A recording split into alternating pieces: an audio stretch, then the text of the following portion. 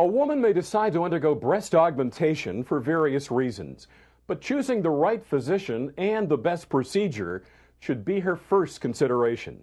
We spoke with Dr. David Kim, who discusses the T.U.B.A procedure he performs with minimal scarring and faster healing time. T.U.B.A procedure stands for Umbilical Breast Augmentation. So it's breast augmentation through the belly button. It's a newer technique. It was first described 1992 and slowly has been gaining acceptance among the plastic surgeons. So when you make a cut on the top of the belly button and through that incision, make 2 tunnels up to the breast, make the pocket under the muscle. Initially it was described above the muscle, but the implants are better off placed behind the muscle.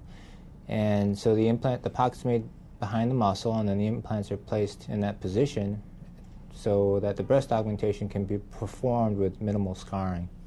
The saline implants that we insert through the belly button technique are actually deflated when we first put them in. They're rolled up like a cigarette, and there's a tube that connects to the implant, and that's slid up the tunnels to the pockets created beneath the breast, and we just fill it up through the tube. And then once we're done, we just simply pull the tube out, and it's a one-way valve mechanism, so as soon as we pull the tube out, it seals automatically. And that's how we're able to get it through such a small incision. The recovery through the umbilical technique is pretty much the same, although through the umbilical technique I do place 2 small drains in the belly button. So after surgery, the swelling fluid that collects is allowed to drain out, and therefore post-operatively you're going to be a little bit less swollen. So a little bit less swelling usually means a little bit less pain and a little bit quicker healing. It's not a huge difference, maybe it makes the difference of half a day to a day, but still it's going to be a little faster healing. Once the patient is put to sleep, the patient's prepped, we make the whole environment sterile, the whole body's prepped, and then after that, once the actual procedure starts, the surgery itself will probably only take 40 minutes. This will vary from doctor to doctor, but even through the nipple technique or transaxillary, OR time technically is about an hour long. And the belly button, as I mentioned previously, is a little bit faster. So it's in the neighborhood of 40 to 45 minutes for the entire procedure from skin to skin.